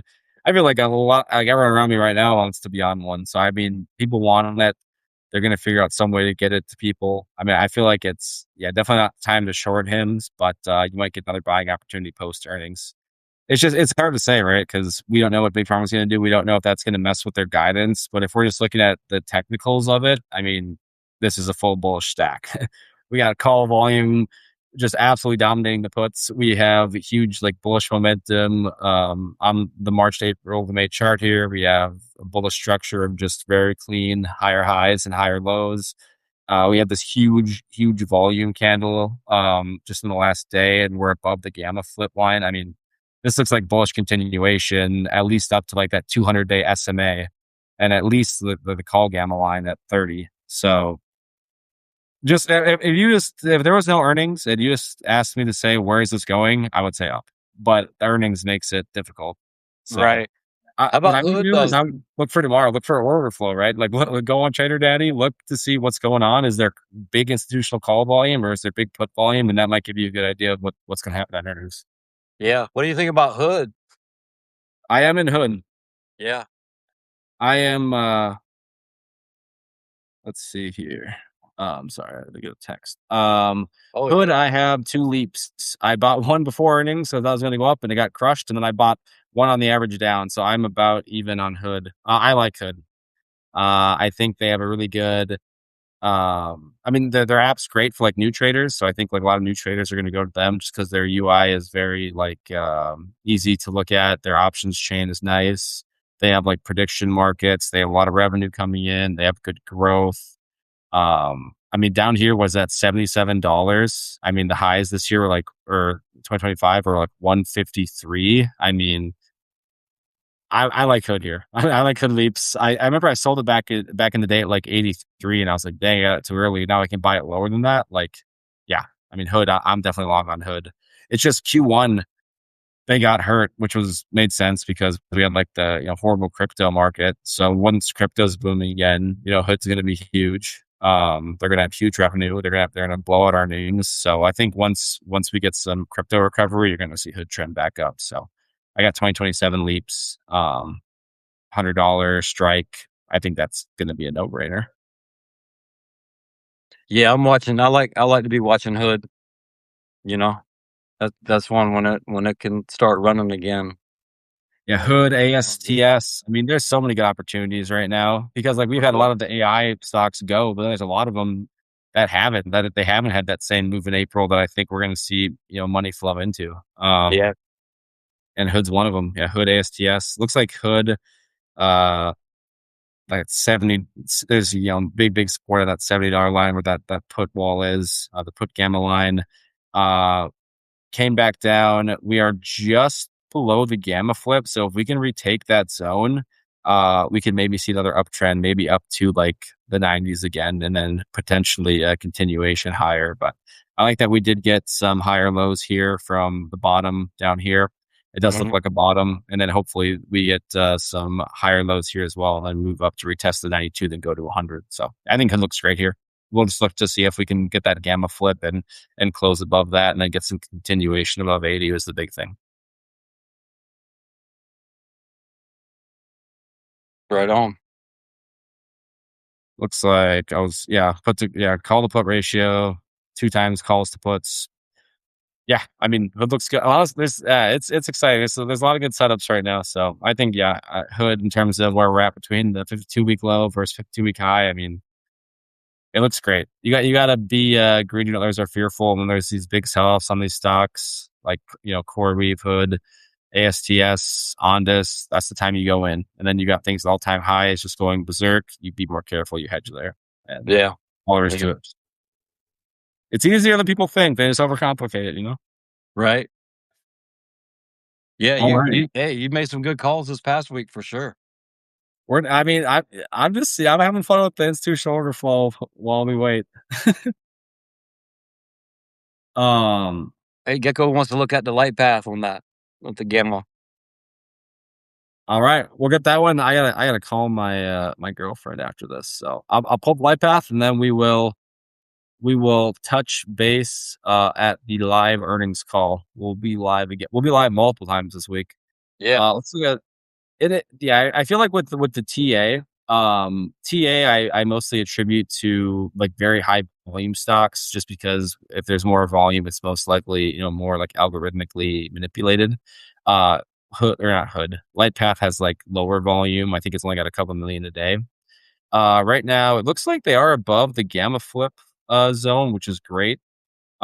This one, yeah, $10. That makes sense for the put wall there, especially when you're about to have the clear the SMA above there.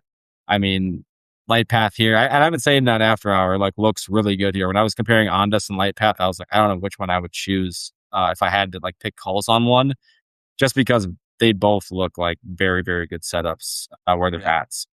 I love to see this go down, but then we're seeing some strong resistance on this move down, and I guess more so support. With what we got down to what sub 11, 1080, and then there was Harris that just ate that up immediately.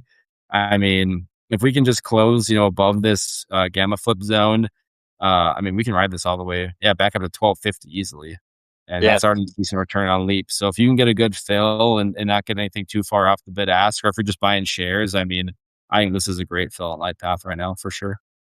Yeah, I'm hoping actually it struggles a little bit tomorrow. I'd like to add a few couple of more leaps. And then uh There's so much good stuff to buy. there really is. There Well, really that's is. why that's like maybe you sell some cope, and it's like there's so many good low buying opportunities. Maybe you take some money off the winners. Yeah. I mean, Yeah. yeah, you can do whatever. Yeah, yeah. Well, I'm definitely well, that's why I bought some of those shares just to go ahead and sell some calls. And Yeah, but I do have enough of the leaps that uh I I'm gonna be watching it very closely, but I think I will take something off the table with and holding on to it. I'm not sure I'm gonna jump into anything else right away because I just feel like there's gonna be a pullback before then if Copen is gonna keep going up, it's gonna have a pullback or 2 here, just sort of a step back rest day, even nothing else. So, yeah, so the plan would be to then buy those same calls right back, or use the profits from the leaps and go ahead and, uh get into the shares. I don't know. I tell you, ever since we've been having some of these guests on, and Ryan, big shout out to Ryan LP. Boy, I've been reading his option plays every week, trying to keep up with them. And anyway, I just been trying to read more and just study these spreads and different ways to think about trading on the options side. Um, but there's no substitute for cash, when you see the trade you want. So anyway, um, I was but gonna say Copen has moved so hard, it's like broken the chart.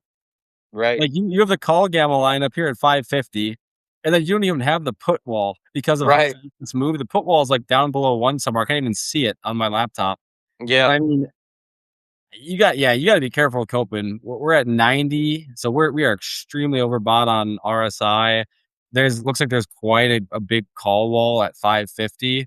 I mean, mhm, this is looking like a good time to maybe take some profit. Just looking at all the technicals. I mean, yeah, the moves have been very bullish.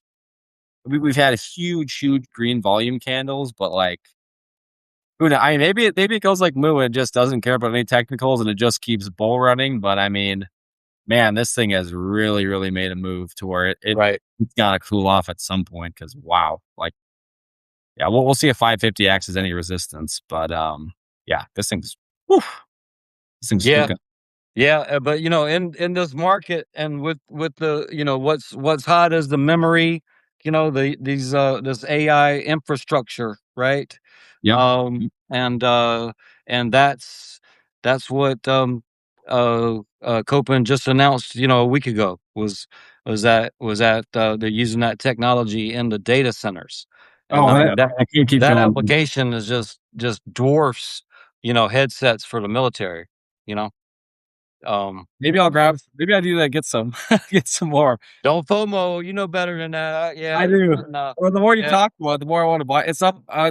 After it's up 4% overnight right yeah. now. It's up to 65. But there was a time, last summer, when uh uh Ondas, left $2, $3, went right on up, and it took it a while. In November it got down 580 or something like that, just barely broke six. Um, but it never went back to that before. So hopefully that's the case here with Copen, but it could just as easily, announce earnings, talk about how many years it's going to be before they got this technology for the data centers and whatever it's going to take. But after a run like that, it's not going to take much to Yeah. uh, to push them back down. And so, yeah, my plan is definitely to take a little bit of profit, watch them close, and let it run if it wants to run. Because I think it's 3 years ago or so they were around $8. Don't I hold me think to what that. I'll do is tomorrow pre earnings. I think I'll open up some 5 or 4 DTE calls in case it does run, but not many. So just some really Right. cheap calls, lottos, you could say. And then if maybe it goes up, and I'm like, okay, I can't be mad because I didn't get FOMO because I bought like $100 worth of cheap calls. But then if it goes down, I'll go and I'll get my leaps. I'll get a big position. Yeah. Uh, that's what like on. Oh yeah, May 15th, like $7 calls or 20 cents or five. Oh, bid's actually five. That's the tricky thing with this is playing. You play 0 to 4 day DT options because there's lower volume. There's not much liquidity, so you have to be really careful because you might not get your ask filled. Uh, but yeah, I think I'll look around and check out some calls for this week to maybe make an earnings play, and then if we get a big sell off, hey, I'll open up some CSPs and some leaps and have a good time. Yeah. Yeah. Well, it was actually to be accurate, it was 5 years ago that it hit $10. Copen did. So yeah, that's more or less the range there. It could drop back down to 3.5, 3, or it could run right to 10. But that's far enough back to not have too many bag holders keeping it down. Pushing it down if it's got some good earnings Tuesday. Yeah. So yeah, we'll see. I Uh, watched. Let me write that down. I gotta watch the flow on that one. I gotta watch the flow on a couple other ones. One that Rittler mentioned, and yeah, I gotta get a little spreadsheet here of everything I'm watching because it's a lot. I right. need to ask them to for Trader Daddy to allow me to like flag things I'm watching. It'd be cool if I just had like a little watch list, and I'm like, oh, let's watch that. Yeah. I like how they're always making changes, so it's cool Yeah, that I can yeah, go and be like, yeah. "Hey, I want this to be, I want this to be added," and I'll add it. It's pretty cool. Ticker on What's the screen other is one you're Kopin. asking? Ticker on Uh, screen? Oh, KOPN. This is one of Sonny's big winners. KOPN, Kopin. yeah, yeah. In fact, this is my notes here. I bought my first leaps on February 5th, and the last ones on February 18th. Yeah, so you're just And killing the game. You're and then killing the game. and then That's I crazy and then I gains. yeah, and then I learned that so I've got these leaps, these calls, and I bought some shares of Copen because of this run up. I wanted to sell calls on it, right? And just Yeah. sort of protect, okay, I'll start selling calls on a few shares. Uh, but in the account, they sold 2 of my leaps instead of covered calls. So yeah, anyway, I lost 2 of them the other day to that little trick. So I gotta right now, and it'll happen tomorrow. Um, but the shares in that account are transferring over to another account so that I can sell calls on it. But they won't let you sell calls on shares in the account, at least the same calls with the same strike. And because of the premium on those leaps, that's what I wanted to sell, you know, and Mhm. just yeah, just sell those leaps, and then if they got called away, they get called away. Um, the but it's pretty good premium for. Yeah, I was just going to look at it like a short trade, not a short, Yeah. but just a quick trade is what I Yeah. mean by that. And so anyway, that'll be happening tomorrow, and then we'll watch these leaps here, and I'm excited. I mean, yeah, there's money to be made right now. Even if we're at the top, it just means funds are going to flow into other spots. So right, inflation comes right. up. We buy some gold. I'm going to buy some defensive stuff, some manufacturing. Got a couple things cooking. I think there's always money to be made if you know where to put the money next. So I Yeah. always look at the institutions, see what they're doing. And Copen, I mean, yeah, I think I might, grab a few lottos and then look for, if we get an earnings sell off, hey, I'm in. I can get my Well, entry. We have. right, right. Well, and I hope they don't sell off for your sake of your leads. I hope they keep going. But if they do, I'm yeah, yeah, yeah. And selling the cash secure puts is the way to play it, right? If you wanted to get in and and try to get a better price than to chase the pricing action now, sell a cash secure put. Maybe it pulls back for a week and before this leg up, maybe it crashes. Who knows? But um, I mean, I MU's up another 5% after hours. right. What now? MU, Moo. Oh, I bought some calls for 2,000. I sold them for like 25% or something. Right now, they're worth like $7,000. I was like, oh man, yeah.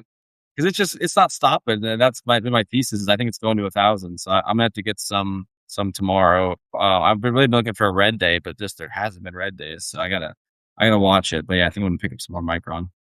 Yeah, no, it's just doing just like SanDisk, and so. But anyway, yeah, it's a hell of a market that's going on right now, man. It's nuts. It's crazy. I think yeah, wow, I thought we'd do a short one tonight. This is one of the longest ever. Hour Yeah, 48. I yeah, think we were yeah. calling it And I there. didn't even have a guest. Yeah, I I, mean, I we got so much good stuff to talk about. I mean, this was even though we didn't have a guest, I mean, we there was a lot oh of good yeah, we were yeah yeah. Well, that's it. people are When we gonna got a be making guest, we don't have money. a chance to talk. Yeah.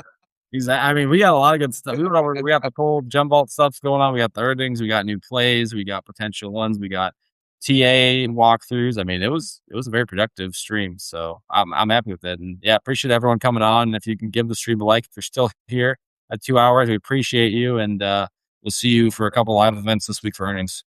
Absolutely, yeah. Keep an eye out for the announcements. And Tuesday morning at 8:30 is Copen for anyone interested in getting up to speed on the company. It's a good company. Yeah, no, Yeah. yeah. Hope it's gonna be fun because yeah, we'll see. I mean, there's gonna be ports made and hopefully no ports destroyed when the Copen earnings come. We'll see what happens. And yeah, hopefully, I mean, if they're out of the park, we get crazy guidance, we can make some good money. So it's gonna be fun. Well, my head tells me they're gonna come back down. There's a law of gravity on things, and that's really the smart way to do it. At least with some of the gains, take a little bit off the table. If it pulls back, you can always buy them back and make more money. But I do know enough about them and like them enough that I would be long on them if it's just a matter of trying to trying to trying to make a little money on them, man. That's what the options are about. So I'd love to move into the options, sell a few now and exercise the rest a year from now. So because it's a good company, it's in a good spot. Reminds me a lot of Lightpath. Um, so anyway, yeah, appreciate everyone tuning in. Yep, everyone's welcome. I'm thanking you guys too. It's a Yeah, I'm just amazed people want to tune in and listen to us, man. Appreciate all y'all. We will see you on Tuesday. Is it after or is it morning earnings? Do you know if it's Uh, Copen's 8:30 a.m. on Tuesday. all right? Yep. Right early then. If you want to do Rich, I couldn't find a time for Rich Tech Robotics right off, but Archer's at 5 p.m. if you want to cover them. I'm open. Sounds good. Might as well do both. Or Just let yeah. me know. Yeah. All Yeah. right. Check on what time Rich Tech says. Yeah, I might do like a video of that one or a post. We'll see. And I mean, maybe if they have some crazy guidance or something, but otherwise, because I feel like they need to grow their revenue to really They're invest. struggling a little bit. Yeah. We'll see. I Yeah, got you. I got you. And then we got Volatus coming up at the end of the month. yeah, that's exciting. We got so Right. much stuff. It's crazy. It's busy. It's busy, busy. Yeah. Yeah. All right. Yep. Good night, everybody. Enjoyed it very much. Appreciate you tuning in. Appreciate all of you. We'll see you soon. Bye, guys. Have a good night. Right on. Good luck in the market tomorrow. All right, guys. Night.